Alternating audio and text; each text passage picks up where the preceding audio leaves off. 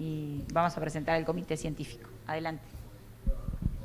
Bueno, vamos a presentar a los compañeros del comité científico, la especialista licenciada Karina Escancerra,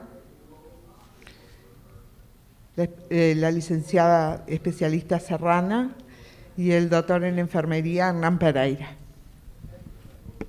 Muy buenos días para todos, es un honor compartir esta instancia y que el comité organizador nos haya invitado a participar como comité científico en esta jornada de enfermería. Ha sido un placer compartir con los colegas y he aprendido mucho. Uno es doctor en enfermería, que es Hernán, y la magíster Serrana. Hernán es de la Universidad Católica y la magíster es de la Universidad de la República. Vimos con beneplácito que enfermería, a pesar de todas las dificultades que tuvimos, que se pusieron de forma notoria en el Congreso y que todos vivimos los avatares, lamentablemente, de la pandemia, y aún estamos pagando las consecuencias de ello, se trabajó en enfermería. A enfermería le cuesta mucho hacer trabajos de investigación, pero trabajaron lindo, trabajaron, la verdad que una linda cantidad de trabajos. Solamente una de las colegas no pudo cumplir con las pautas y bueno, lo presentó como trabajo libre, pero el resto todos pusieron empeño en cambiar sus trabajos a medida que nosotros íbamos ajustando con las correcciones, y la verdad que fue un honor y un gusto participar de esto, porque sabemos lo que cuesta enfermería, directamente lo que nos cuesta cubrir una guardia, mucho más ponernos a hacer investigación en el campo, y la verdad que fue un placer ver estos trabajos que con estos 2 años que estuvimos complicados nos dio el tiempo de investigar, y son trabajos la verdad que muy lindos, y ahora lo vamos a compartir con la audiencia. Primero los van a presentar y después nosotros vamos a hacer algunas preguntas, está abierto también a las preguntas de ustedes, y después nos vamos a deliberar y hay premios por ahí, me parece. Bueno, vamos a ver, van a continuar los compañeros y van a continuar justamente viene en la misma línea del tema que presentaron, y es atención de enfermería posoperatoria en pacientes con catéter peridural, erector de la espina, paravertebral y del nervio ciático. Así que bueno, buen trabajo, chiquilines, todo suyo. Bueno, muchas gracias.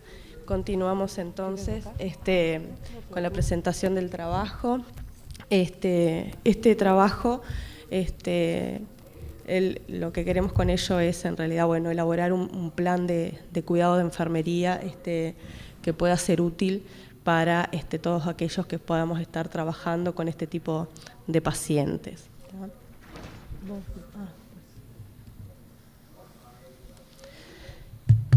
La atención de enfermería en pacientes portadores de catéteres peridurales, paravertebral, de nervio ciático o del erector de la espina, el EISP, es importantísima. Nosotros consideramos que enfermería debe estar capacitado para poder brindar atención a este tipo de pacientes.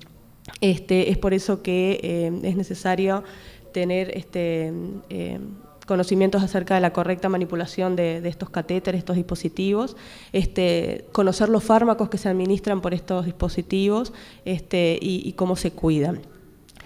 Consideramos que la analgesia por catéter peridural, espinal, paravertebral o de nervio ciático es una analgesia sumamente beneficiosa para el paciente y que muchas veces se ve un poco limitada a el paciente a veces a este tipo de analgesia, que la OMS la considera como un 4º escalón analgésico. Al menos en nuestra experiencia hospitalaria se ve a veces limitada el beneficio de esta analgesia por el desconocimiento a veces de cómo se manejan estos dispositivos, y ese desconocimiento nos lleva por ahí al tener miedo de manipularlo y por ende se priva un poco al paciente a que se le utilice este tipo de analgesia y se siga con la analgesia más tradicional, ¿tá? La analgesia de tanto el catéter peridural, paravertebral, sirve para cirugías abdominales, grandes cirugías abdominales. Seguimos. Y ahora vamos a ver un poquito qué tipo de catéter es más específico para los diferentes tipos de cirugía, ¿tá? Como objetivo general de este trabajo tenemos el objetivo de brindar atención de enfermería integral y segura a los pacientes que son portadores de algún tipo de estos catéteres que estamos mencionando. Los objetivos específicos son proporcionar al personal de enfermería los conocimientos necesarios para mantener el catéter en condiciones adecuadas de posición, asepsia y permeabilidad para evitar complicaciones. Otro de los objetivos es realizar la administración de medicación analgésica, tanto con anestésicos locales y opioides en forma segura, identificar reacciones adversas y complicaciones en estos pacientes y brindar al paciente información sobre el tratamiento que recibirá a través de estos dispositivos y fomentar de esta manera la participación del paciente en el plan de cuidado, ¿no? Muchas veces el paciente no sabe de qué se trata este tipo de analgesia y también pasa que al paciente le da como miedo eso que tiene colocado ahí en la espalda, que no sabe lo que es y por ahí a veces no tiene claro bien ni para qué sirve. Entonces, que nosotros podamos brindar la información al paciente acerca de qué se trata, qué es lo que se les está administrando para allí, para brindarle seguridad y que él pueda colaborar también en el cuidado. Bueno, y acá un poco explicando lo que la compañera ya preguntaba, la colocación de estos catéteres es un procedimiento que lo realiza el médico anestesista, así como el seguimiento de estos pacientes también lo debe hacer el médico anestesista. El tiempo de permanencia de estos catéteres, como anteriormente lo dije, es de hasta 5 días, también con estas salvedades que cuando se lo coloca en principio serían 72 horas, si el paciente requiere más tiempo de analgesia puede llegar hasta 5 días, y de lo contrario podrían ser un catéter tunelizado, que ahí lo puede tener un tiempo aún mayor.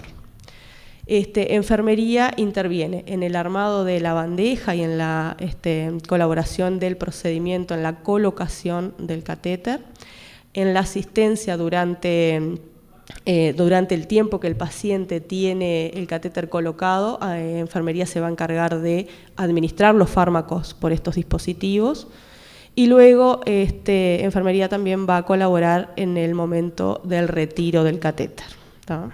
Que lo va a retirar el médico anestesista. Y acá empezamos un poquito a explicar brevemente de qué se trata cada uno de los catéteres. El catéter peridural y paravertebral son catéteres que están situados en la cavidad virtual de la dura madre, en el caso del catéter epidural, y el paravertebral en el espacio paravertebral. Y los fármacos que por allí se administran son fármacos analgésicos, anestésicos locales y opioides, ¿tá? Estos dos catéteres, si bien tienen diferentes lugares de inserción, son muy similares en la forma en que se comporta, digamos, el fármaco que se administra por allí. Por eso los fármacos que se utilizan pueden ser los mismos para cualquiera de los dos. La elección de uno u otro catéter, por supuesto que la hace el anestesista considerando la situación de cada paciente, pero son bastante similares. Igualmente en nuestra experiencia el que vemos que más se coloca es el peridural, ¿tá? El anestésico el analgésico que una vez que se empieza a pasar por estos catéter no hace efecto en forma inmediata, sino que tiene unos minutos, que es entre 10 a 20 minutos para comenzar a surtir efecto la analgesia, pero una vez que empieza se mantiene en forma sostenida la analgesia en el paciente. Los fármacos que se pueden administrar por cualquiera de estos dos catéteres son anestésicos locales como bupivacaína en una concentración del 0,125% y lidocaína. Y después se pueden administrar opioides, que son la morfina peridural al 1 por 1000, no al 1%, no, es al 1 por 1000, y fentanil. Esos son los fármacos que se pueden administrar por cualquiera de estos dos catéteres. Bueno, ahí tenemos unas imágenes de catéter peridural y de donde sería la zona de inserción del catéter paravertebral. Después tenemos el catéter del plano erector de la espina, que en realidad si nosotros lo vemos en forma externa, parece que fuera todo lo mismo, pero en realidad hay diferencias. La analgesia de este tipo de catéter es una alternativa analgésica un poco más nueva que la peridural, que se comenzó a aplicar hace menos tiempo. Se utiliza mucho en pacientes con cirugías de tórax, y la diferencia que tiene es que en realidad está obviamente en el plano erector de la espina, en el músculo, ¿tá? Entonces está colocado en una fascia muscular, no está, a diferencia del peridural, que ya estamos como más adentro en lo que es el espacio, ¿tá? Está colocado en fascia muscular, ¿tá? Y la diferencia que tiene con el otro también es que en este caso el catéter va a analgesiar la zona donde está colocado, o sea que puede ser o derecha o izquierda, o bilateral si se colocan dos catéter, cada catéter en cada músculo, ¿tá? Si no, va a analgesiar solo la zona del músculo donde está colocado, ¿tá? Este catéter, la diferencia que tiene también es que por generalmente no se administran opioides, solo se administran analgésicos locales. Esto no quiere decir que no se puedan administrar, se pueden administrar opioides, pero la generalidad es que se analgesia con anestésicos locales por catéter e ISPI, ¿tá? A diferencia del peridural y el paravertebral, que generalmente van con los dos fármacos. Bien. Ahí tenemos un dibujo, una imagen de dónde estaría este tipo de catéter. Y después pasamos al catéter de nervio ciático, que como ya decía el proyecto, tiene menos, son menos los pacientes que lo tienen colocado. Este tipo de catéter se coloca en el nervio ciático y sirve evidentemente para cirugías de miembros inferiores, ¿tá? Produce una muy buena analgesia, ¿tá? Sirve mucho para estos pacientes que se le hacen amputaciones de miembro o los bypass, son pacientes que a veces tienen esos dolores isquémicos bien importantes, que son de difícil manejo, y con este tipo de analgesia hemos logrado mantenerlos aliviados. Por este tipo de catéter también los fármacos son anestésicos locales, bupivacaína al 0,125 y lidocaína. No se administran opioides en catéter de nervio ciático, ¿tá? Ahí tenemos imagen de dónde estaría colocado el catéter de nervio ciático.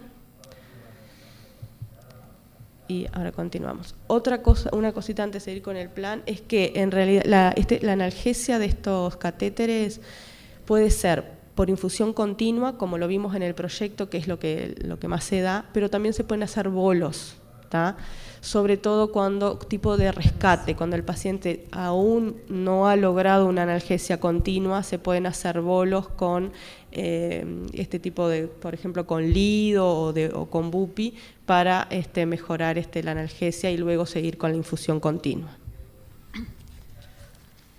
Bueno, yo continúo presentando el plan de atención propiamente dicho, aunque antes nos parecía importante detallar un poco las diferencias de los catéteres, un poquito de marco referencial, digamos. Ahora empiezo con el plan de atención de enfermería, que bueno, hacemos una valoración general de enfermería que tiene que ver con que sea muy exhaustiva, de manera de obtener algunos datos del estado del paciente, porque así podemos asegurar una atención integral. Entonces las cosas que vamos a valorar va a ser el estado neurológico, lucidez, capacidad de comprensión y colaboración del paciente, porque la vamos a requerir para su recuperación, presencia del dolor, temperatura, movilidad, sensibilidad de miembros inferiores, la presión arterial, la frecuencia. Nosotros en nuestros servicios tenemos a los pacientes monitorizados, pero bueno, en otros servicios hay que controlarle la presión arterial por lo menos una vez por turno. Frecuencia respiratoria, expansión torácica, presencia de náuseas, vómitos, observar la piel en busca de hematomas en el sitio de inserción del catéter y bueno, y valorar la diuresis. El primer diagnóstico que nos formulamos fue riesgo de seguridad del paciente relacionado al desconocimiento de los cuidados del dispositivo y utilización de fármacos de alto riesgo. Y los cuidados que nosotros planteamos o acciones son comprobar, primero que nada, la identidad del paciente, considerar las limitaciones físicas y psíquicas del paciente para ver si efectivamente nos va a colaborar en el tratamiento, mantener el filtro del catéter sin cubrir para mejor identificación del dispositivo, administrar medicación de analgesia por bomba de infusión, pero que esté bien rotulada y toda la tubuladura inclusive, brindar enfermería sobre educación a enfermería sobre los fármacos que se van a administrar por esta vía, reconocer la aparición de efectos adversos de los medicamentos, como pueden ser pueden dar arritmia, disnea, depresión respiratoria, parestesia, paresia, y bueno, y asegurar de todas maneras una vía venosa permeable. La evaluación para este diagnóstico sería la óptima, que el paciente no sufriera ningún evento adverso durante la administración de los fármacos por estos dispositivos y bueno, y que enfermería recibió la información sobre los fármacos a administrar y sus probables reacciones adversas. Otro diagnóstico es déficit de conocimiento de enfermería relacionado a los beneficios de la administración de fármacos por algunos de estos catéteres, que son de elección de anestesista, pero que enfermería obviamente debe conocer. Las acciones serían brindar información sobre los beneficios de este tipo de analgesia, informar sobre cuáles serán las intervenciones de enfermería, que como decíamos antes, enfermería participa en la asistencia de la colocación de catéter, en la administración de fármaco y después en el retiro colabora con el anestesista. Y otra acción sería la importancia de la identificación, como ya dijimos, con ese kit que se plantea en el proyecto. Y la evaluación óptima sería, enfermería comprende la información recibida de toda la medicación y analgesia que se administra por esta vía. Dolor del sitio quirúrgico relacionado al tratamiento de indicación farmacológica inadecuada y bueno, verificar primero que nada que el catéter esté bien posicionado. Comprobar la permeabilidad del dispositivo. Por ejemplo, en el caso del catéter peridural, que es el que más se usa, bueno, aspirar suavemente con una jeringa chica y bueno, y en caso de encontrar resistencia o de que lo que venga sea sangre o líquido cefalorraquídeo, obviamente hay que avisar inmediatamente porque así se pueden hacer acciones correctivas, ¿no? Valorar presencia del dolor según la escala de EVA y avisar al médico anestesista si hay presencia del dolor para que le ajuste la infusión más adecuada para tal paciente. Y la evaluación sería el paciente no tuvo dolor en el posoperatorio. Otro diagnóstico es potencial riesgo de infección relacionado a alguno de estos catéteres. Y bueno, las acciones o los cuidados son realizar valoración del punto de inserción del catéter en busca de signos y síntomas, como todos sabemos que los signos de infección son control de temperatura, utilizar una técnica aséptica para todo el manejo del dispositivo y del catéter, mantener la curación limpia y seca, informar al paciente sobre los signos y síntomas de infección. Y bueno, la evaluación sería el paciente no presentó signos de infección.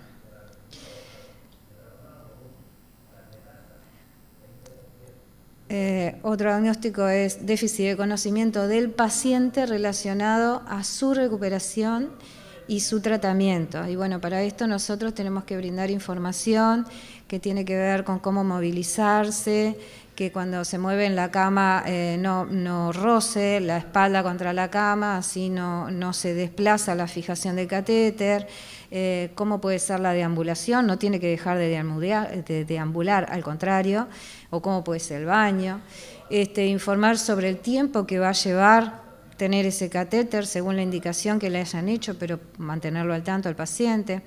Signos y síntomas de posibles complicaciones, como pueden ser adormecimiento de piernas, dificultad para orinar, hipotensión, todo eso se le puede explicar al paciente y si es colaborativo, va a ser mejor su recuperación.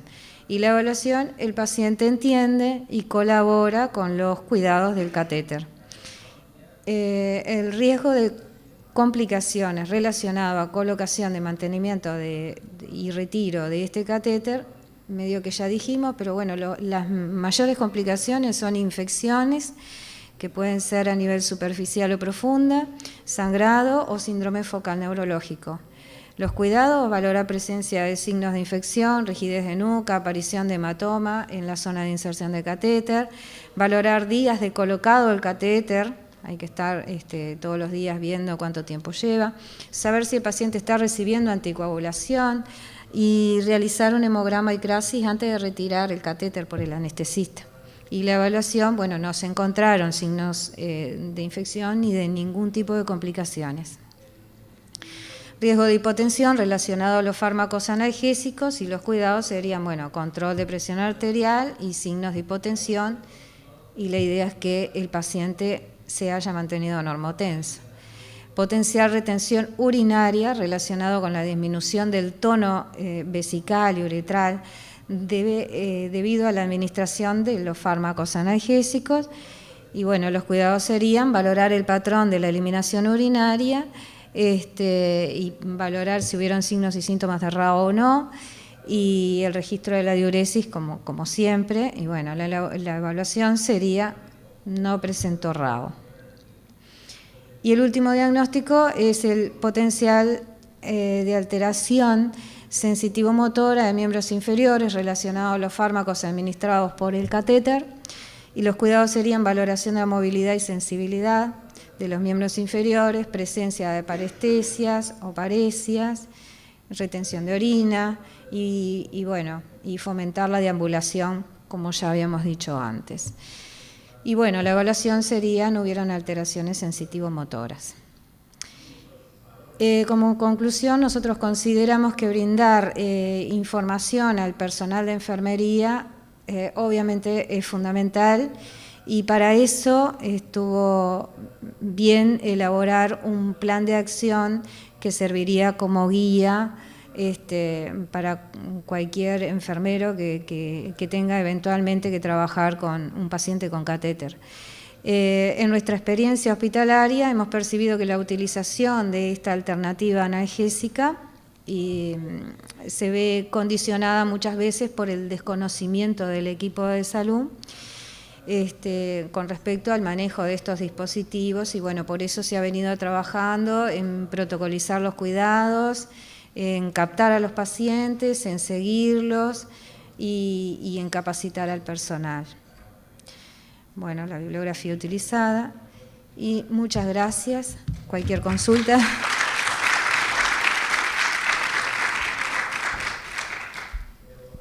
Bueno, muchas gracias por la exposición. No sé si alguien tiene alguna pregunta. No te puedo pasar bien.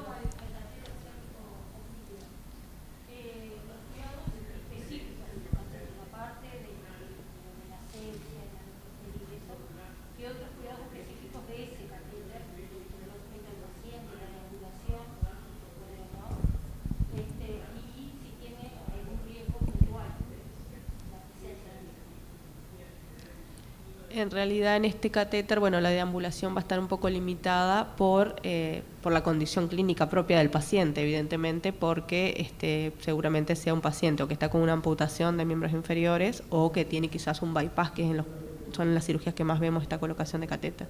Por ende, quizás la deambulación ahí sí va a estar limitada, pero no limita la movilidad por el dispositivo, sino por la condición clínica del paciente. ¿Tá? En cualquiera de los catéteres no es el dispositivo colocado quien limita la movilidad, al contrario, la idea de la utilización de estos catéteres es que el paciente esté bien analgesiado y pueda movilizarse en forma precoz, así que va por el lado de lo clínico del paciente.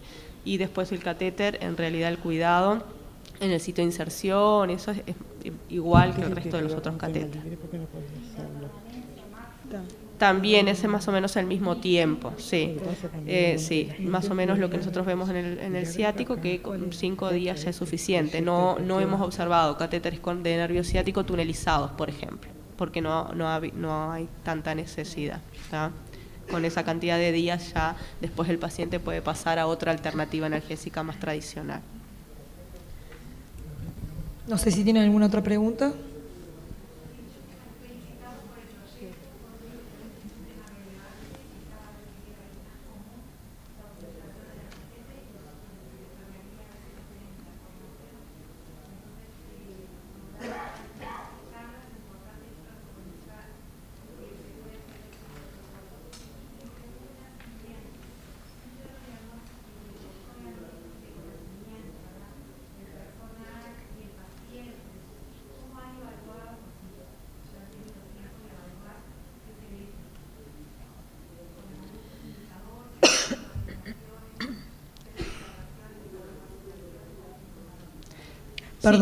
Perdón, recuerden que si quieren hacer preguntas se pueden parar en el micrófono porque no se está escuchando.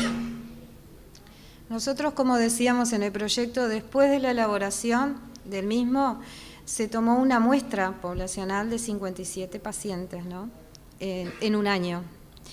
Y a esos pacientes tuvimos la posibilidad, los compañeros que conforman el equipo tuvieron la posibilidad de bajar y hacer educación incidental al personal y ya aprovechar con el paciente. Si el paciente permanece en recuperación con nosotros, obviamente, bueno, todo el tiempo se le está transmitiendo el cuidado, se le está prestando atención. Ya cuando va a piso es otra cosa, pero a esos pacientes, a los 57 se fue y ya se fue aprovechando a interactuar un poco con los enfermeros de piso. Hola, buenos días, felicitarlos por el trabajo y les quería hacer una pregunta. Este plan de cuidados estandarizados que ustedes plantean, que me pareció muy interesante, ¿lo acompañaron con también estandarizar los registros de enfermería? ¿O pudieron evaluar qué registra enfermería respecto a esto? Sí, de hecho en el proyecto en las etapas posteriores de las cosas que se fueron agregando fue justamente una hoja de valoración de enfermería donde lleva el registro de enfermería sobre la valoración del paciente y bueno, que se evalúa el paciente y bueno, y cuáles son los cuidados que se brinda. Y también junto en este proyecto elaboramos también un protocolo de cuidados en realidad que baja junto a la historia clínica del paciente, donde tienen cuidados muy puntuales, pero que sirven a la hora de que un enfermero que por ahí nunca haya visto un catéter peridural y tenga que asistir a estos pacientes, le pueda dar como un pantallazo general de qué cosas bien importantes tiene que tener en cuenta en una primera instancia para poder asistir a este tipo de pacientes. Bueno, muchísimas gracias. Continuamos. Acá me dicen que hay un par de preguntas. Yo me olvido. Sí, yo no las vi.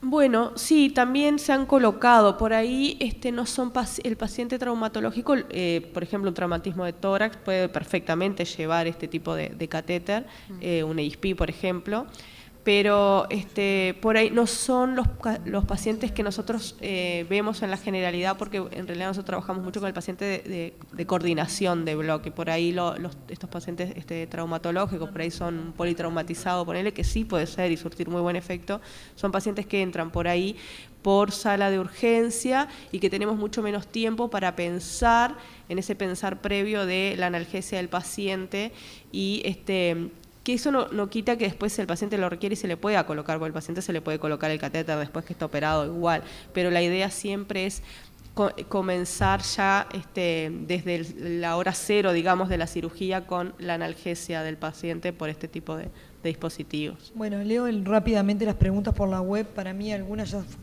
contestadas. Buen día, una duda, ¿se puede dejar más de 5 días el catéter en algún caso, aunque lo recomendado es hasta 5 días? Sí, tunelizado. Sí, creo que ya fue contestado. En el catéter que se coloca en la fascia muscular, ¿se puede administrar morfina al 1 por 1000 o se usan fármacos no intratecales?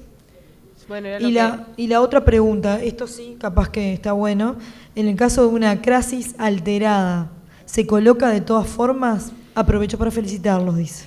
Bien, empiezo por lo último. En caso de la crisis alterada, en realidad, bueno, ahí la crisis que nosotros hablábamos de sacar una crisis, en realidad es para el retiro. No podemos retirar el catéter si el paciente está con una crisis alterada, ¿tá? Por eso tenemos que tener el control previo, ¿tá? El paciente tiene que tener valores normales para poder retirar. Y bueno, y si está con una alteración de la crisis, para colocar tampoco se lo va a poder colocar, ¿tá? Generalmente eso lo hace previamente la evaluación del equipo de anestesia, que 24 horas antes va a ver el paciente, pide una crisis y en el momento del preoperatorio está esa crisis y ahí deciden si es conveniente o no colocar el catéter. Siempre es una crisis antes y después. Exacto. Sí, claro. Sí, claro. Y en cuanto a los fármacos que preguntaba, era lo que habíamos dicho, que en EISP no es que no se pueda pasar, se pueden pasar opioides, pero la generalidad es que se administran fármacos anestésicos locales más que opioides, ¿no? Bueno, muchísimas gracias por la presentación. Bueno, tenemos gracias. que seguir porque los tiempos se están acotando.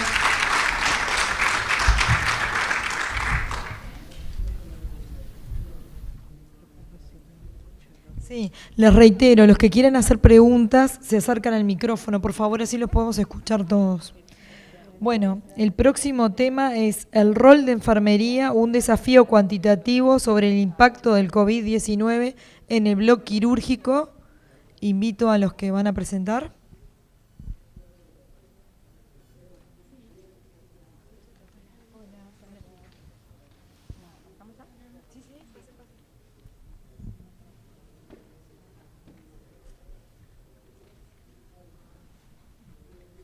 Preséntense y de dónde son, porque nosotros como comité científico no sabemos. Bien, preséntense.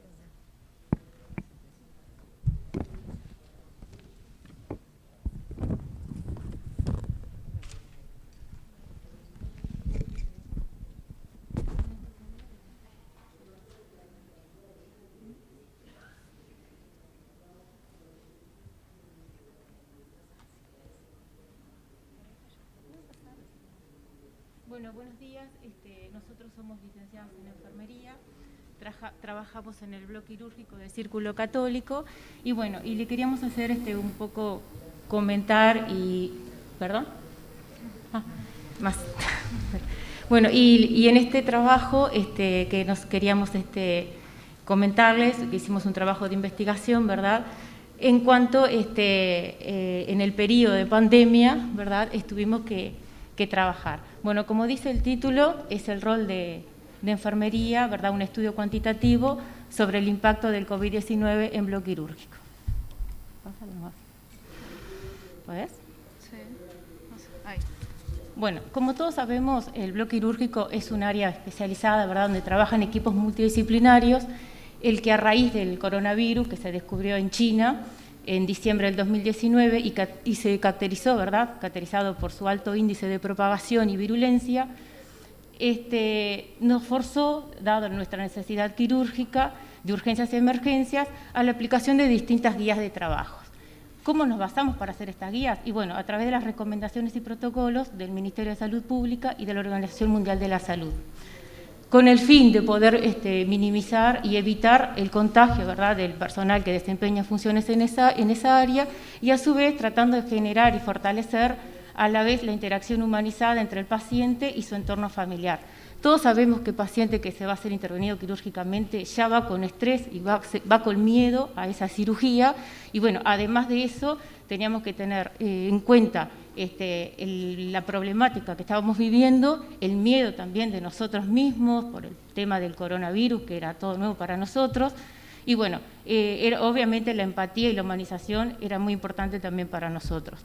Para el desarrollo de este trabajo utilizamos una metodología cuantitativa y retrospectiva que comprende el periodo de 15 de marzo del 2020 al 30 de junio del 2021. Y bueno, nuestro objetivo era evaluar la eficacia de las medidas implementadas en la prevención del contagio, ¿verdad?, entre los pacientes que tenían COVID-19 pendientes y positivos y el personal del equipo quirúrgico. Bueno, entre lo que era el marco teórico lo hicimos un poco más corto porque nos dijeron que teníamos 15 minutos para presentar. Y los puntos que nos parecían un poco más importantes a destacar fueron la información sobre lo que era el virus del COVID-19 Y bueno, ¿qué información buscábamos? Buscábamos lo que era la latencia del virus, cómo se propagaba, cuáles fueron sus síntomas, sus signos, ¿verdad? Y bueno, ¿y para qué nos servía eso? Y bueno, un poco era para poder hacer nuestras guías de trabajo, para poder protegernos nosotros, nuestros compañeros y bueno, obviamente nuestra familia, ¿verdad? Después hablamos un poco de lo que eran las generalidades de bloque quirúrgico. Todos sabemos que el bloque quirúrgico tiene que tener una planta física que sea accesible, ¿verdad?, a la entrada a él.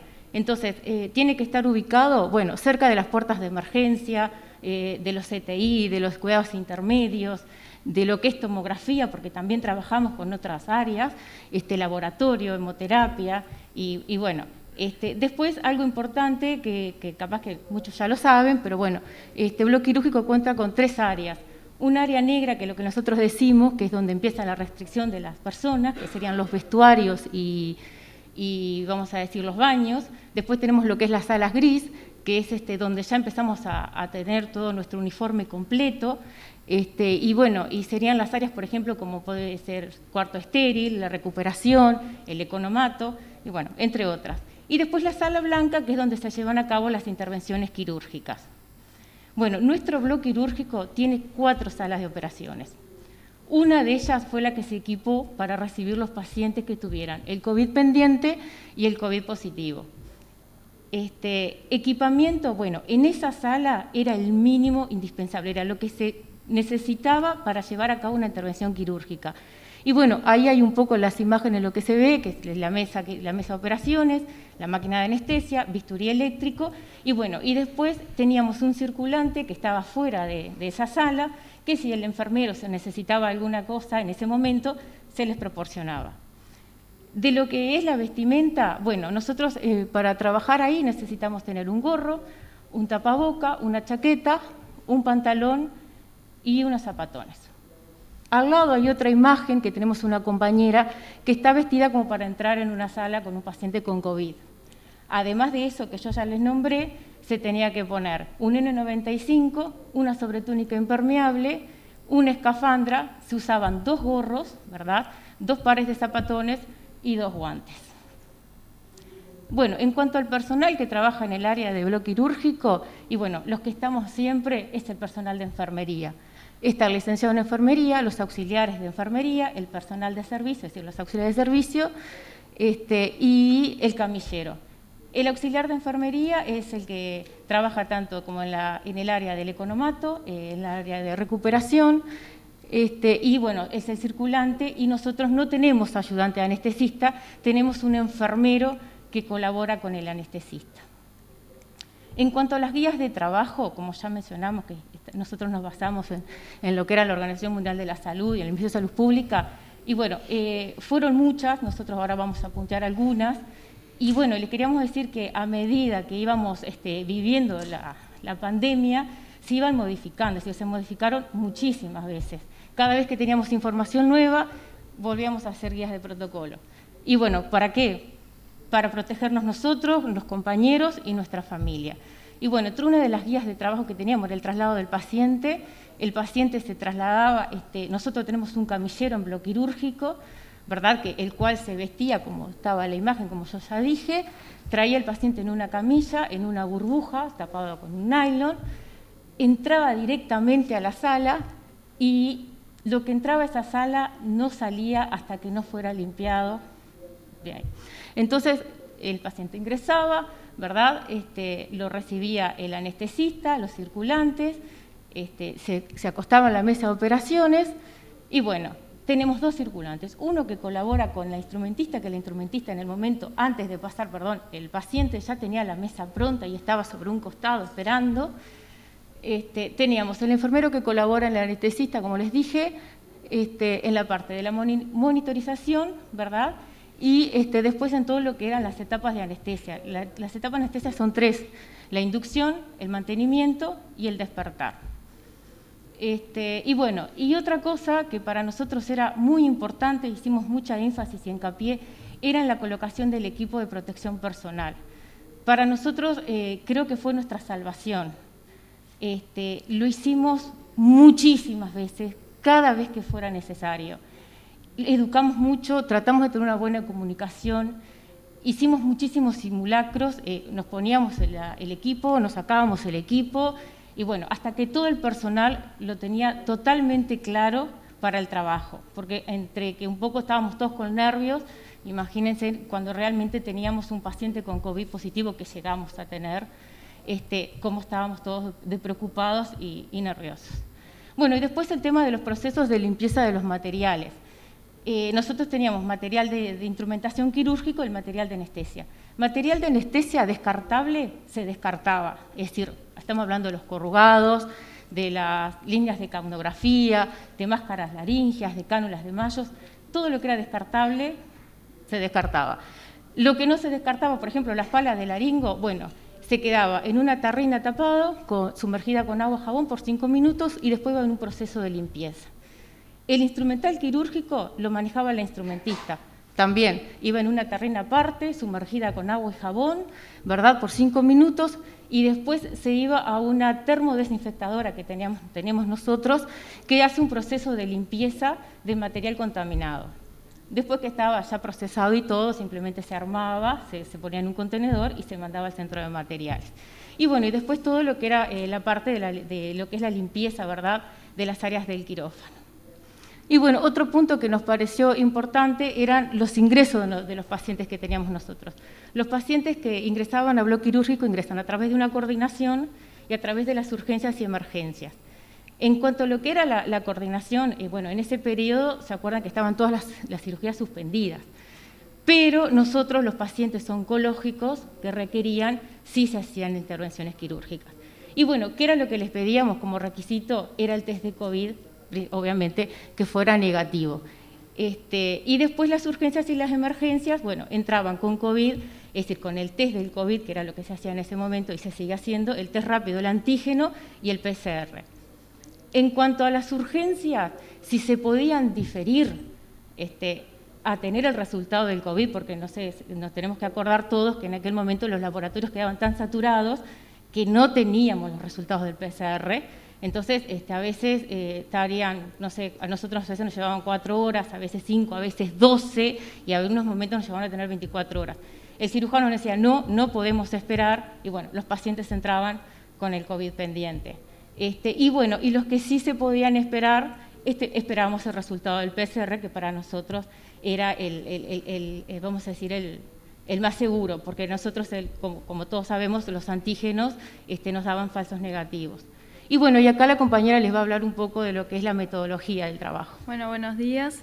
En relación a la metodología, es cuantitativa, retrospectiva, desde el 15 de marzo de 2020 al 30 de junio de 2021.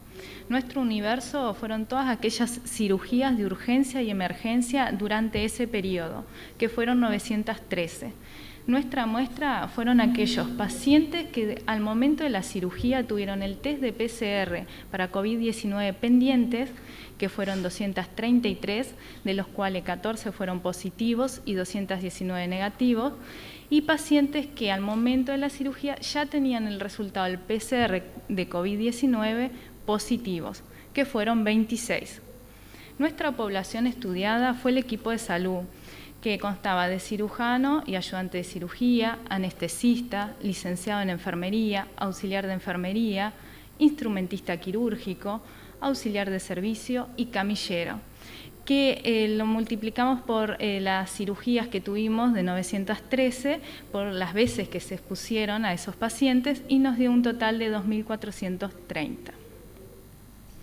Acá en los resultados se puede ver a través de las gráficas que de las 913, 233 eran pendientes y 26 positivos. Y de esas 233, 219 el test dio negativo y 14 positivos. ¿Cómo medimos la eficacia? La eficacia la medimos a través de los resultados alcanzados por 100 sobre los resultados previstos. Como no obtuvimos contagio, o sea, no se registró contagio del personal de salud, del equipo de salud, durante ese periodo, fue el 100%. También queremos aclarar o destacar de esta investigación que el 50% total de los casos de COVID positivos fueron pacientes que se intervinieron de cesárea, o sea que además teníamos que tener un protocolo establecido para la humanización y el cuidado del binomio y la madre. Conclusión. A través del actuar del personal de salud basada en la aplicación de las buenas prácticas y de los resultados obtenidos en este estudio, podemos decir que la implementación de los protocolos fueron seguros para la prevención del contagio. Nuestras referencias bibliográficas, o sea, nosotros para los protocolos y las guías de trabajo nos basamos en el Ministerio de Salud Pública, en la Organización Mundial de la Salud, la Organización Panamericana de la Salud y el Plan Nacional del Coronavirus. Y bueno, queremos agradecer por su atención y van unas fotitos del equipo de salud de bloque quirúrgico de Sanatorio del Círculo Católico.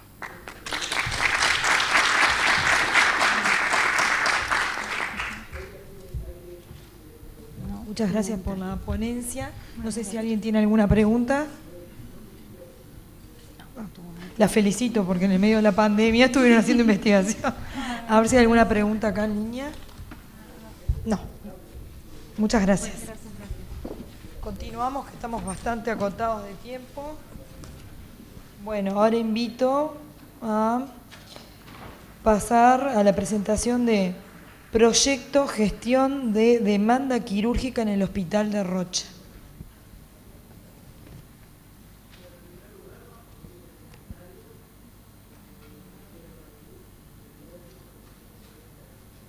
Bienvenida. Les pido un aplauso especial para Milagro, que a pesar de estar pasando una situación familiar delicada, vino a cumplir como toda una profesional con su responsabilidad de presentar hoy.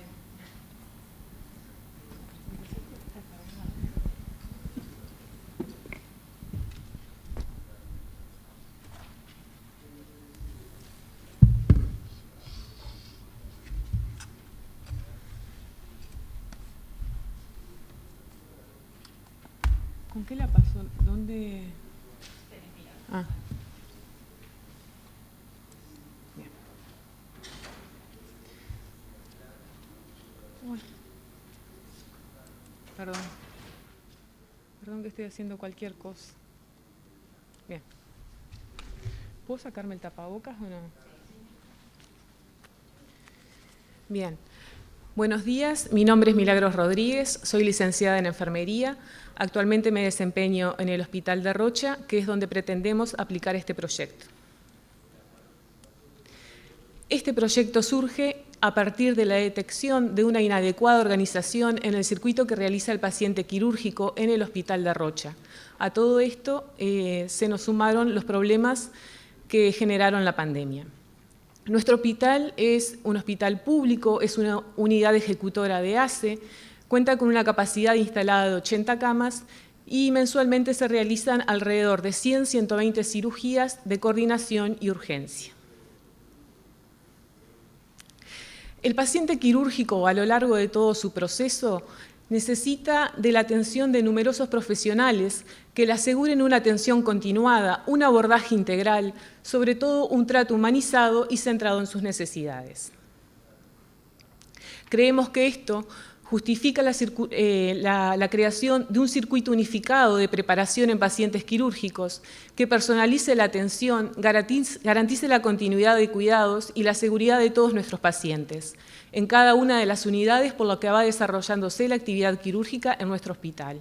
Además, con esto también pretendemos cumplir con los objetivos y las metas de ACE propuestas para normalizar la lista de espera quirúrgica. ¿Quiénes van a ser los beneficiarios? El beneficiario directo es el Hospital de Rocha, que va a contar con un circuito unificado de preparación previa en pacientes quirúrgicos, mientras que los beneficiarios indirectos van a ser todos los pacientes pendientes de un procedimiento quirúrgico no urgente para el cual el hospital tiene previsto utilizar la sala de operaciones. Nos proponemos como objetivo general mejorar el proceso asistencial del paciente quirúrgico de coordinación, garantizando una preparación preoperatoria segura en nuestro hospital, en el periodo comprendido entre diciembre del 2021 y diciembre del 2022. También nos proponemos identificar precozmente los posibles factores que condicionan la suspensión del acto quirúrgico, estableciendo un vínculo y seguimiento con el equipo interdisciplinario que va a participar de todo el proceso. Crear un equipo de coordinación de área quirúrgica, donde estén representados el responsable de cirugía, el responsable de anestesia, la enfermería de bloc y de coordinación, el licenciado de instrumentación quirúrgica. Y como les decía anteriormente, también pretendemos cumplir con los objetivos propuestos por ACE. Queremos lograr que el 95% de todos estos pacientes pendientes de un procedimiento quirúrgico no urgente sean coordinados y seguidos en todo su proceso de atención. Vamos a incluir a todos los pacientes que tienen pendiente un procedimiento quirúrgico no urgente de cirugía y que se asista en nuestro hospital. Para que el paciente que está en proceso de un acto quirúrgico, necesitamos que éste se realice en forma segura, personalizada y continua. Nosotros para esto vamos a establecer un circuito que abarque todas las necesidades esenciales del paciente, manteniéndolo informado y cuidado durante todo su proceso. Para esto establecimos un circuito con 10 pasos que consideramos que son los necesarios que debe cumplir para llegar apto a su acto quirúrgico. Estos pasos son, obviamente que el primero y fundamental, el primer paso, que es el contacto con el cirujano, donde va a determinar si es necesario realizar una cirugía o no. Posteriormente va a asistir a la policlínica de anestesia, donde se va a determinar la consulta con el resto con otros profesionales, la determinación de exámenes. Se va a realizar la consulta de enfermería, destacando el papel fundamental de la enfermera durante todo este proceso, como eje articulador de este seguimiento, brindándole información y cuidados durante todo el proceso a este paciente, mitigando su ansiedad, mejorando su asistencia y trabajando en la rehabilitación después del proceso quirúrgico. Los objetivos que nos proponemos en la consulta de enfermería es establecer las actividades y cuidados de enfermería previos a la intervención quirúrgica en los pacientes coordinados. Queremos minimizar y controlar los factores de riesgo que influyen en la seguridad del paciente quirúrgico. Queremos aportar la información al paciente y a su familia en forma personalizada, respetando su intimidad y sobre todo la confidencialidad. Corroborar que el paciente presente la documentación necesaria y preparación prequirúrgica, detectando causas evitables que motiven suspensiones quirúrgicas, disponiendo de un instrumento para la continuidad asistencial de todas las actividades de enfermería y estableciendo canales de comunicación entre los distintos profesionales de enfermería implicados. Vamos a iniciar esta consulta con una valoración con el proceso de atención de enfermería. Vamos a educar e informar al paciente sobre todo su proceso, corroborar que el paciente está siguiendo todos los pasos correctamente, ya sea la consulta con el cirujano, con el anestesista, que haya pasado por el banco de sangre, que se haya realizado todos los análisis, que tenga el consentimiento informado, que tenga todos sus estudios al día. Y lo vamos a registrar en un instrumento que diseñamos para este fin. También va a reforzar la información suministrada por todos los miembros del equipo, le va a dar al paciente la oportunidad de hacer preguntas y clarificar información y le va a proporcionar al paciente la información escrita a través de folletos que fueron diseñados. Todo esto va a quedar registrado, claro y legible en el sistema de registros de enfermería. Continúa el seguimiento en la policlínica de anestesia, que es esta profesional quien va a decir si el paciente está apto o no para la cirugía y su documentación va a pasar a la coordinación quirúrgica. En la coordinación quirúrgica se van a coordinar los pacientes que estén en lista de espera, teniendo en cuenta los recursos humanos necesarios y presentes en sala de operaciones para el día de la cirugía, teniendo en cuenta también los recursos materiales disponibles para realizar la cirugía. Por ejemplo, el número de cajas, el material estéril, el funcionamiento de equipos, y todo esto lo vamos a verificar con la licenciada en instrumentación quirúrgica. Se le va a informar al licenciado de enfermería, jefe de sala de operaciones, y a la licenciada de enfermería, jefa de cirugía, así como también a todos los encargados del servicio que están involucrados en la coordinación quirúrgica programada. Continuamos con el acto quirúrgico propiamente dicho, el regreso a la sala de cirugía y el alta quirúrgica y plan de alta de enfermería que se van a realizar en conjunto para el alta a domicilio del paciente. Este es el flujograma que diseñamos y que le vamos a entregar al paciente. Lo hicimos con este tipo de figuras para que sea más didáctico y más entendible para el paciente. La metodología que realizamos para nuestro proyecto es un estudio descriptivo, prospectivo, transversal. Determinamos distintos recursos humanos, materiales y financieros. Acá les presentamos algunos recursos humanos, como para la Comisión de Coordinación de Área Quirúrgica, el coordinador médico, la licenciada en enfermería del bloque, el jefe de anestesia, la licenciada en enfermería de coordinación, el licenciado en instrumentación quirúrgica y, en lo posible, una secretaria. Y para la consulta de enfermería, la licenciada de enfermería. Estos son los recursos materiales que consideramos que tenemos que contar.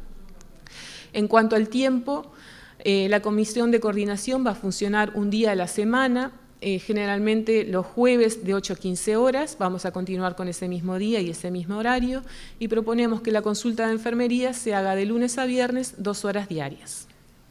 Como les decía, contamos con algunos recursos materiales como son la infraestructura y los materiales de folletería y administrativos. Ya en las policlínicas, en la policlínica quirúrgica y en la oficina de COSEPA y de Comité de Infecciones, que es donde vamos a llevar a cabo la coordinación quirúrgica. Y la consulta de enfermería se va a realizar en la policlínica quirúrgica. El personal técnico y administrativo que participará ya está contratado y pago por ACE. Determinamos indicadores de estructura, proceso y resultado para medir y evaluar nuestro proyecto, así como también una matriz programática para realizar una evaluación semanal. Este es nuestro cronograma de actividades. Y concluimos diciendo que para las cirugías programadas el paciente debe encontrarse en el mejor estado posible en el momento de la cirugía, para lo que se hace necesario una adecuada preparación y asistencia antes de su intervención quirúrgica. Por esto, y para obtener una mejor calidad asistencial, es preciso el trabajo en equipo entre las distintas especialidades que intervienen en este proceso, estableciendo un circuito unificado de preparación previa en pacientes quirúrgicos. Estas son nuestras referencias bibliográficas. Los dejamos con esta frase porque consideramos que a pesar de que tenemos que ser amables con todos nuestros pacientes, este paciente quirúrgico requiere de una atención especial. Viene con una carga emocional muy grande, con muchas preocupaciones por su acto quirúrgico. Si nosotros le agregamos lo que muchas veces en nuestras instituciones de salud pasa, que tenemos falta de recursos humanos, faltas de materiales, le agregamos todo eso, este paciente puede llegar al acto quirúrgico en una forma que no es la correcta. Entonces consideramos que necesitamos prestarle una mayor atención y hacer un seguimiento estricto de todo su proceso, para asegurarnos que llegue al acto quirúrgico de la mejor manera posible, informado, cuidado y sobre todo con un trato humanizado. Muchas gracias.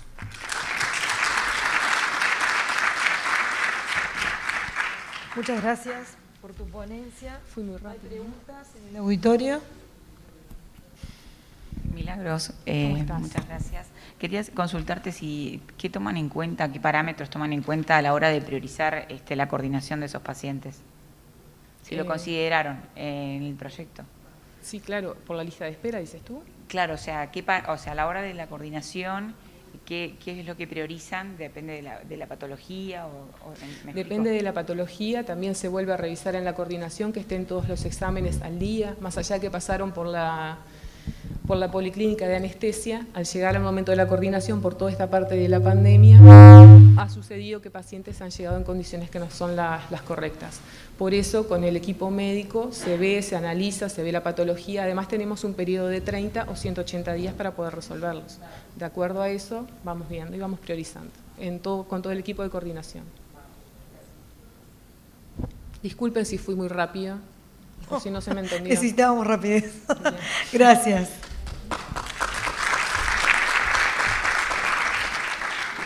Bueno, me la complicaron ahora, me trajeron un nombre en inglés que soy desastrosa. Target Auxiliary Decision. Target Auxiliary Dissection. Muy bien. Rol del equipo de enfermería en protocolos de innovación. Bueno, adelante.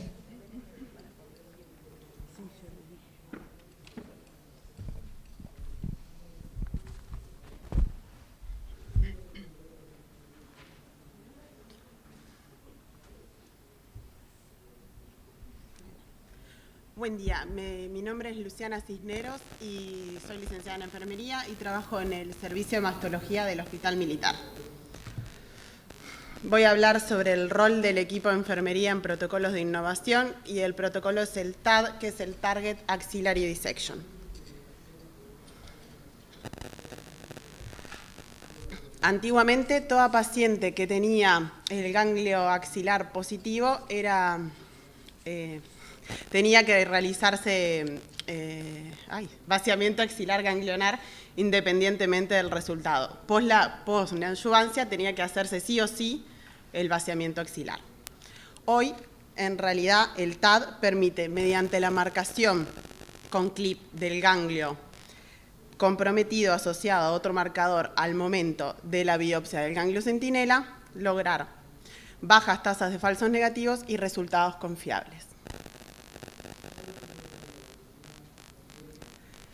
Muy bien. Una vez que las pacientes son definidas como probables portadoras de cáncer de mama con ganglio positivo, se les coordina una corbiopsia de mama y axila con clip intralesional en ambos territorios. Después de que llega la anatomía patológica que corrobora el diagnóstico, es que se inicia el tratamiento neoadyuvante. Previo al tratamiento neoadyuvante se solicita toda la estadificación previa y es acá donde el equipo de enfermería, después de cuando ya recibe la anatomía y se le corrobora el diagnóstico, antes de retirarse de la consulta ya se va con todos los controles prontos para realizarse.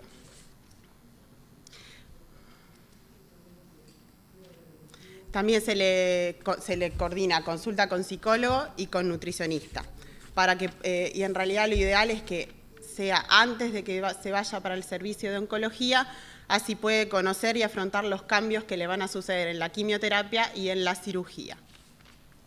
Luego que se completaron todos los estudios y las consultas con la nutricionista y el psicólogo, pasa al servicio de oncología, que en el servicio de oncología es allí la licenciada de ese servicio la que se encarga del seguimiento. Cuando termina la neoadyuvancia, vuelve a nuestro servicio de mastología y allí se evalúa la respuesta al tratamiento y la evaluación preoperatoria. Que este tiempo lo ideal es que suceda entre 30 y 40 días después de la última quimioterapia. Se le solicitan mamografía, ecografía y resonancia magnética. Y también en realidad en este periodo también es importante que continúe con la evaluación del psicólogo, no solo para el paciente, sino para la familia. Si los estudios de imágenes de la paciente tuvo una respuesta al tratamiento en donde desapareció la lesión a nivel del ganglio, es que esta paciente se incluye en el protocolo TAD.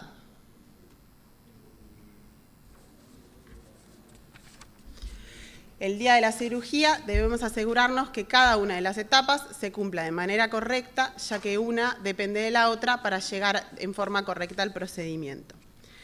Finalizada la cirugía, en realidad vamos a encarar el posoperatorio según se haya resuelto, si requirió vaciamiento axilar o no. Es muy importante educar sobre los cuidados de la herida, el drenaje y los síntomas esperables post-cirugía. Al alta hospitalaria, al paciente se lo ve semanalmente con un control presencial y después se le realiza seguimiento telefónico hasta el resultado de la anatomía patológica.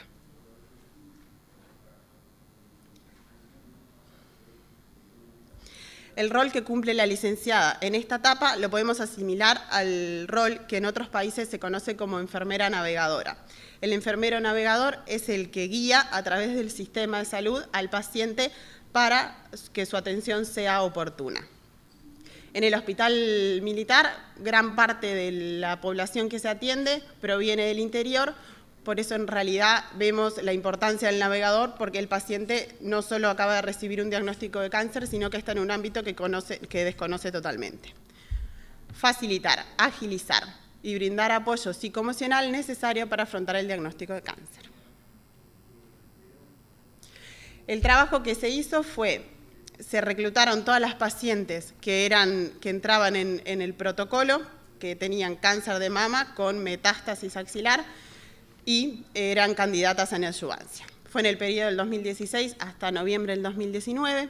Fueron 28 pacientes con cáncer de mama y con axila positiva. 22 pacientes se sometieron a quimioterapia y a la disección axilar dirigida.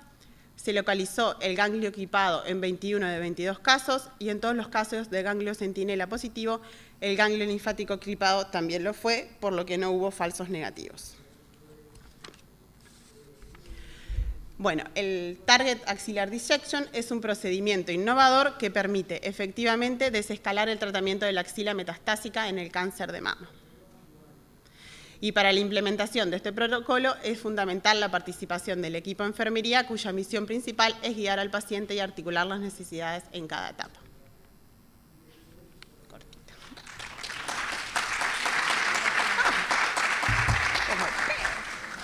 Muy rápido. Sí. Me puse. Por suerte. Vamos a ver si hay alguna pregunta. En línea no. El auditorio, ¿alguna pregunta? No Consulta. sé si hablé demasiado rápido. Bueno, es algo innovador de verdad, ¿no? Sí, lo que se busca es eliminar el linfedema, que es lo ideal. Claro, Así es lo no. ideal. Sí. Así. Y aparte que es muy limitante para los pacientes después y que puede aparecer muchísimos años después del linfedema. Más porque hoy por hoy he visto bastante Sí. cáncer de mama en jóvenes. Sí, en pacientes jóvenes que Sí. repiten, pero puede pasar años después de la cirugía Sí. y tienen linfedema y es muy difícil de tratar aparte. Sí, exactamente. Sí, y limita, ¿no? Exactamente. Muchísimas gracias por tu ponencia, muy interesante. Ah, acá tienen preguntas. Hola, ¿qué tal? Buenos días, felicitaciones por el trabajo. La pregunta apunta en realidad a si lograron caracterizar esa población, esas 28 pacientes cumplían con... No, de la edad y todo el... No pudieron, solo sabían que eran del interior, procedente la mayoría del interior. Bárbaro, gracias. ¿No hay más preguntas? Continuamos. Abordaje integral de enfermería en el mapeo prostático.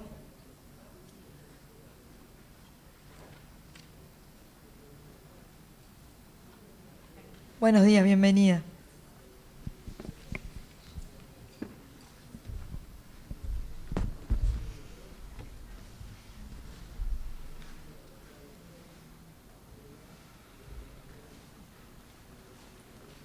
Bueno, buenos días. Primero que nada, disculparme porque estoy casi sin voz, así que estoy haciendo un esfuerzo un poco, no sé impostar. Soñé que me quedaba sin voz para el congreso y los sueños se hacen realidad, así que aquí estamos. Bueno, en el día de hoy vamos a presentar el abordaje integral de enfermería en el mapeo prostático, técnica innovadora para el diagnóstico precoz del cáncer de próstata, es nuestra experiencia inicial. No me presenté, mi nombre es Karen González, soy licenciada en enfermería y estoy a cargo del servicio de bioquirúrgico de medicina personalizada. ¿Con qué paso? Acá, perdón, sí, ya lo vi. Bien. En la actualidad, el cáncer de próstata es el tumor maligno más frecuente en los hombres y constituye la segunda causa de muerte por cáncer en el sexo masculino en Uruguay. La técnica estándar para el diagnóstico de cáncer de próstata es la biopsia transrectal ecodirigida. Esta biopsia transrectal tiene una alta tasa de falsos negativos, lo que genera una sospecha sostenida en el mismo paciente y genera que esa repetición de dicha biopsia. Por ende, se genera un diagnóstico tardío y a su vez tiene asociado un riesgo de infección entre un 3 y un 5%. Además, la posición del transducer con acceso a la zona transicional de la próstata, solamente se pueden diagnosticar tumores en el 5% de los casos, o sea, 5% de los tumores de la zona transicional, porque el 95% se encuentra en la zona periférica que no se accede por esta técnica. Esto generó la necesidad de buscar nuevas técnicas diagnósticas como marcadores en sangre en orina o la resonancia multiparamétrica. La más aceptada hoy por hoy, que es la que vamos a presentar, es la biopsia por fusión de imágenes o mapeo prostático con abordaje transperineal. Esto genera, como comentamos, un acceso a la zona periférica y anterior de la próstata y además no existen reportes en la literatura internacional de sepsis o infecciones con este abordaje.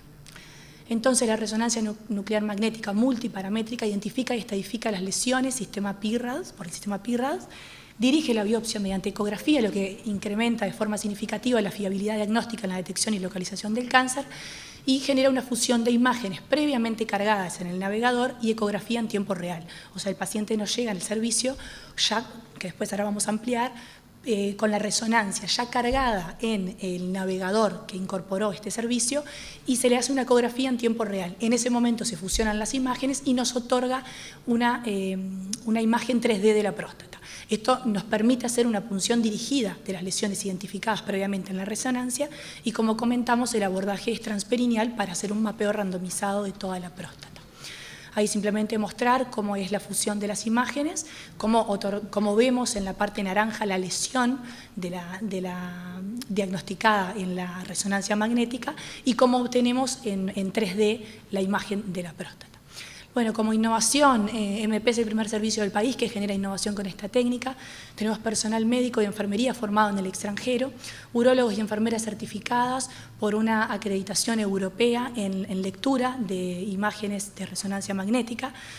Acá simplemente destacar que todo el tiempo voy a hablar de enfermería sin decir licenciada o auxiliar, porque esto realmente es un servicio, es un proyecto que atravesó a toda enfermería en su conjunto.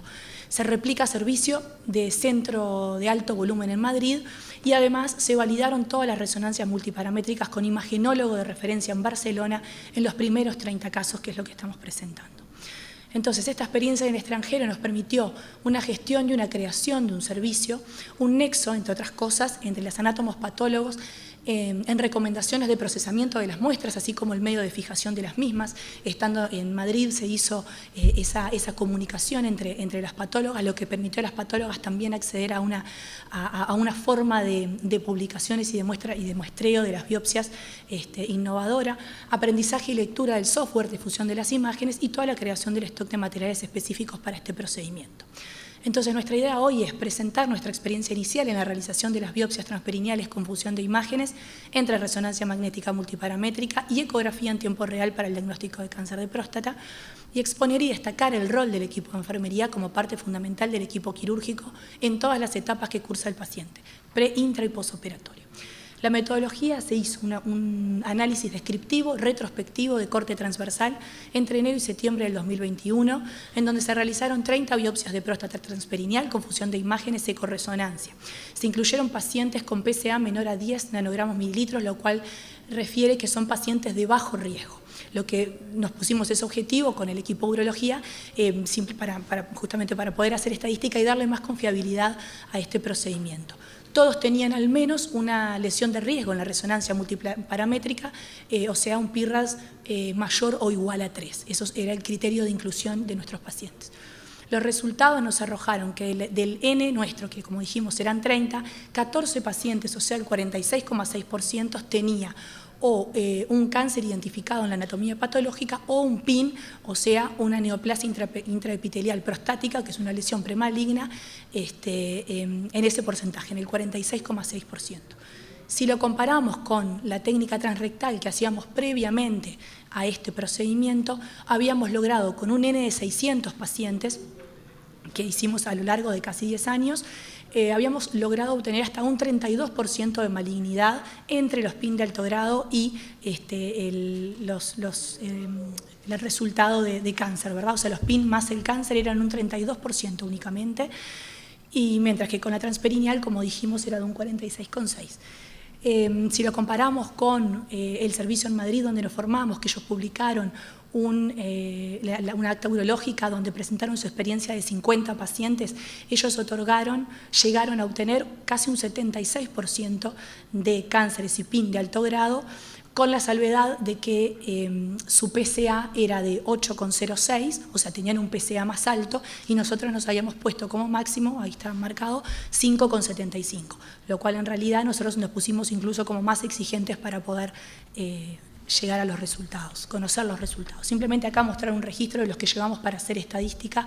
Obviamente se borraron los datos de los pacientes para su privacidad, pero simplemente mostrar que esto lo hacemos con el imagenólogo, donde justamente registramos absolutamente todo, los datos imagenológicos y de la consulta de los pacientes. Los resultados, bueno, tuvimos complicaciones leves, un paciente con hematoma perineal, 2 pacientes con retención aguda de orina que no requirieron ingreso al servicio y ningún paciente tuvo infección del sitio quirúrgico. Desde nuestro rol, como les dije, desde el equipo de enfermería, el paciente es derivado de la consulta urológica, se hace la recepción de la solicitud de la coordinación por enfermería, por el departamento de enfermería del bloque quirúrgico, se prevé una agenda inicial con fecha y hora del procedimiento, se registra y se lleva al registro informático empresarial, se realiza una consulta de enfermería telefónica con el paciente. Esto telefónico es inicialmente porque, bueno, el tema pandemia obviamente, de hecho este proyecto empezó en el 2019 y lo terminamos de generar en el 2021. Se envía toda la información por mail, que ahora lo vamos a ver, y ese protocolo que se envía por mail es realizado por el equipo de enfermería y revisado, por supuesto, por el equipo de urología. Todo eso hasta que el paciente ingresa para el día del procedimiento de la biopsia. Entonces, en la consulta de enfermería se hace el contacto telefónico, se explica el procedimiento, se evacúan dudas, se hace el primer triage en una anamnesis, se identifica el ASA del paciente, los antecedentes personales a destacar, las alergias, si vio anestesiólogo, si no lo vio, enseguida se le genera la consulta con coordinación para que lo visite, se le explica de la dieta, del hisopado, de los antibióticos profilácticos, la paraclínica que tiene que traer, el enemol del día del estudio. Todo esto está previamente estandarizado y excepto que el paciente sea alérgico o que por alguna razón no pueda recibir alguna de estas indicaciones, en enfermería tenemos todo estandarizado para poder generar esa información hacia el paciente. También hacemos la gestión de lo que es la clave de la resonancia para el acceso de las imágenes con el imagenólogo. Trabajamos en conjunto con el sector de imagenología porque el paciente en estas consultas que nos brinda esa clave que solamente se la dan a él el día de la resonancia y nosotros somos la que se los otorgamos al imagenólogo previo a la biopsia. Se hace una contención emocional, por supuesto estos pacientes llegan con un alto nivel de ansiedad y angustia por un probable diagnóstico de cáncer de próstata, o sea que casi siempre tenemos, como dice más abajo, un feedback vía mail o telefónico, nos llaman en muchas oportunidades, nosotros le dejamos un interno donde estamos siempre en comunicación con el paciente. Y obviamente se envía toda la documentación con la cartilla informativa y el consentimiento informado que previamente el urólogo, por supuesto que se lo explicó en la consulta, pero quien lo termina enviando por mail en alguna oportunidad, si el doctor no se lo da en la consulta, también somos nosotras. Ahí simplemente comentar el instrumento, parte del instrumento de la consulta de enfermería, el consentimiento informado, también una captura, y de lo que es esa cartilla que generamos con explicación detallada para que el paciente llegue lo más informado posible, incluido el plan de alta.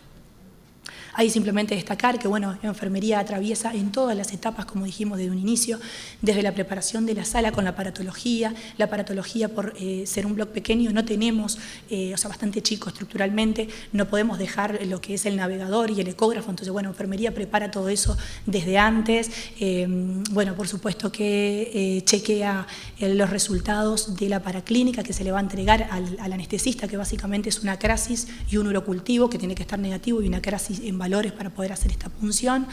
Empieza la lista de verificación quirúrgica desde el inicio, colabora en la anestesia general, tenemos ayudante de anestesia, se le coloca, el circulante coloca la sonda vesical y también hacemos la impresión, que ahora lo vamos a ver, de lo que se llama un esquema de Ginsburg, que básicamente es la planificación de la toma de las muestras, donde enfermería participa activamente en el dictado de cómo son los pasos hacia el instrumentista quirúrgico y el urólogo que están concentrados en la punción. Bueno, despertar del paciente, se dirige al sector de apoyo quirúrgico y alta a las 3 horas si parámetros normales. Bueno, esto simplemente es un poco más detallado de lo que había dicho. Acá destacar solamente que tenemos la colocación de una grilla alfanumérica, que ahora la vamos a ver, que ese instrumento se coloca en el periné del paciente, entonces el imagenólogo va diciendo AF, por ejemplo, entonces el urólogo sabe que tiene que ir a esa zona específica para tomar la lesión. Esto es el esquema de Ginsburg, que en realidad es este. Acá simplemente mostrarles cómo es que, según el volumen de la próstata, las muestras que vamos a tomar. Esto es lo que yo les comento, justo lo que está abajo en naranja, es lo que les comento que enfermería va guiando, porque es un esquema que obviamente que todavía nos estamos familiarizando, entonces es enfermería quien dice, pasamos a zona anterior, cuántas muestras van a sacar, y con la instrumentista, que es la que va ayudando y colaborando con el urólogo va definiendo, y enfermería es quien hace todo el registro del esquema de Ginsburg. La muestra es en esos cassettes, como ven, lo que ven en naranja atrás es la eosina, es la formación de lo que contribuimos con la patóloga para la formación que se realice aquí, en una forma específica para que los cilindros queden teñidos. Y enfermería guía esa muestra, que tiene que ser de izquierda a derecha, de proximal a distal, trabaja en equipo con la instrumentista quirúrgica para que la patóloga lea siempre los cilindros en el mismo orden. Ahí la grilla alfanumérica y el urólogo está funcionando como les comenté ahí. En el posoperatorio inmediato el paciente permanece en el sector de apoyo quirúrgico con enfermería durante 2 o 3 horas, se le extrae la sonda vesical, se va de alta con agenda a una nueva consulta a la semana, ya con el resultado de la anatomía patológica en historia clínica. Nuestra media de entrega de resultados de anatomía patológica son de 5 días, o sea que a los 7 días el paciente ya tiene su resultado y además se va con el plan de alta detallado, o sea, si tiene complicaciones, el teléfono y un mail de guía con la enfermera. Acá simplemente comentar que por supuesto que todo esto entra en el marco de la gestión del riesgo, como trabajamos en todos nuestros procesos.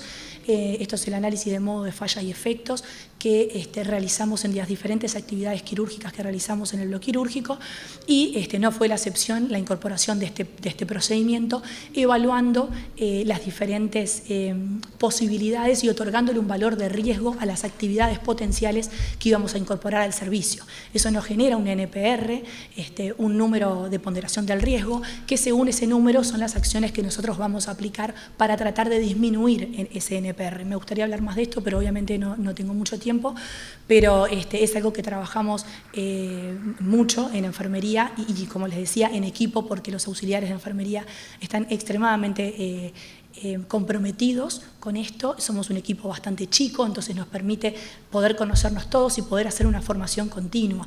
Como les decía, nosotros nos formamos en Madrid y nos acompañaron enfermeros y fue parte de todo el equipo, desde urólogo, imagenólogo, auxiliar de enfermería y enfermera, para poder replicar ese servicio y poder traspolarlo a nuestros pacientes. Como conclusión, con la biopsia por fusión se han logrado detectar tumores malignos de próstata más PIN de alto grado en el 46,6% de los casos en pacientes con PSA menor a 10 nanogramos mililitros. No hubieron complicaciones graves y el procedimiento, y eso además es un procedimiento diagnóstico que mejora los resultados. Desde nuestro rol, destacar que somos los enfermeros quienes debemos promover el cambio en las culturas organizacionales, donde el rol de los gestores sea atravesar longitudinalmente todos los procesos que se llevan a cabo en nuestros servicios. Participar de los objetivos estratégicos institucionales debe ser un camino que debemos comenzar a atravesar para lograr ser parte activa de los diferentes proyectos e innovaciones relacionadas con nuestras áreas de gestión. Debemos ver a la enfermería como un equipo único, donde siempre habrá quien lidere el proceso, pero se necesita de todos y de cada uno para que los nuevos proyectos sean eficientes. Debemos tener la formación continua correspondiente y solicitar los apoyos necesarios a las direcciones institucionales. Debemos ser los primeros convencidos en visualizar nuestro rol con un enfoque integral y ser capaces de lograr todos los objetivos desde la base de la unión del equipo. La valoración integral de enfermería hacia el paciente permite tener una visión global del mismo y permite una prestación de cuidados personalizada y con un alto grado de calidad. Esto es parte del equipo, fue muy difícil unir a todos, así que esto es simplemente en el último procedimiento que estuvimos, que pude sacar una pequeña foto. Próximamente, para el futuro, nos deja las puertas abiertas este trabajo para futuros estudios cualitativos que tenemos en mente, donde podamos medir el trabajo realizado por enfermería en las diferentes áreas, como ser la consulta preoperatoria virtual o presencial. Esa va a ser nuestra próxima área de investigación. Muchísimas gracias.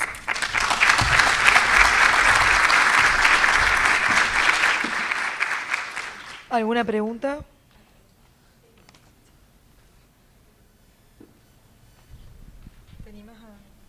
Porque así te escuchan y ya miro si hay alguna pregunta por acá. ¿Cuál es el tiempo que transcurre desde la indicación del urólogo hasta que se concreta la biopsia por esta técnica? Bien, habitualmente no pasaría más de 15 o 20 días.